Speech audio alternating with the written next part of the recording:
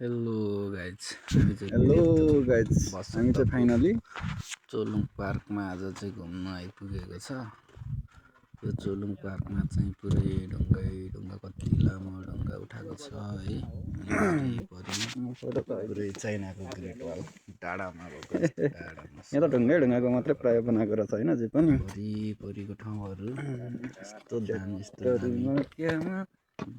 देख्न पाइन्छ हो। अनि प्रायः सबै ढुङ्गाबाटै बनेको वरिपरि बस्ने ठाउँहरू अनि सिँढीहरू सबै ढुङ्गाकै है। अनि टेबलहरू पनि सबै ढुङ्गाकै वरिपरि हेर्नलाई पनि क्या मजा है। अनि हावा पनि बनाउन चाहिँ लगभग पुगेपछि चाहिँ 2-3 घन्टा चाहिँ निस्किनु मनपर्छ यो पार्कभित्र है। यस्तो दामी ठाउँ अब यो त सुरुवात गयो निस्किनु मन लाग्दैन क्या। आँखै त्यही डल्ल परिरहेको हुन्छ अनि वरतिर यस्तो दामी ठाउँ बनाएको छ। यहाँनिर चाहिँ कुवा पनि छ।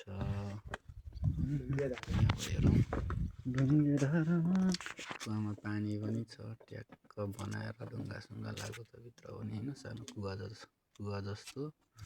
अनि अब अर्कोपट्टि चाहिँ धारा है। पानी चाहिँ झर्दैन तर तल चाहिँ छ माथिबाट चाहिँ झर्दैन। अनि यो कुवा पनि दामी ढुङ्गाबाट अनि अब चाहिँ मेन ठाउँमा सबैभन्दा ठुलो अनि लामो ढुङ्गा ठाडो बनाउनु बिचमा अनि वरिपरि चाहिँ ढुङ्गाको बस्ने ठाउँ सब ढुङ्गाकै है। अनि बनाएर छेउतिर चाहिँ 4-5वटा जति दाउराको ठुल्ठुलो मुढा पनि बस्ने ठाउँ बनाउनु भएको छ। अनि यो चाहिँ ढुङ्गा चाहिँ लामोहरू छ क्या। अनि यहाँ चाहिँ आइपुगेपछि चाहिँ रमाइलो हुँदो रहेछ। घोडामा चढ्नु पाइने रहेछ।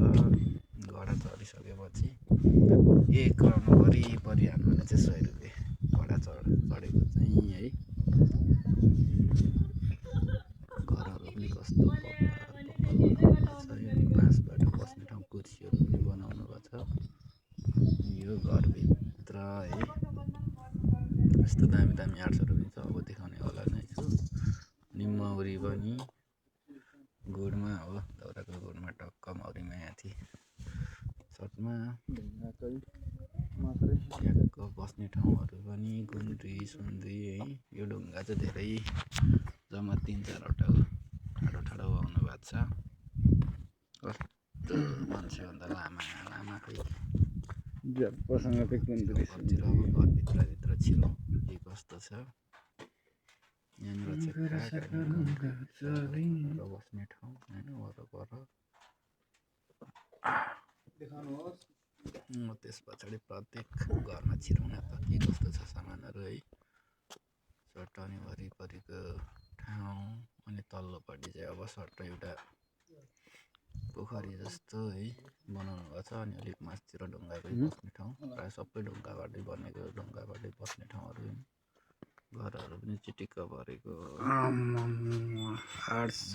भित्तामा आर्ट्स है। यो घरको बस्ने ठाउँ देवारीहरू बस्नुहुन्छ पूजासुजा गर्नुहुन्छ। अनि बाहिर चाहिँ बस्ने ठाउँहरू बनाउनु भएको छ। अनि बाहिरको दृश्य चाहिँ यस्तो छ। अनि उहाँ अङ्कल चाहिँ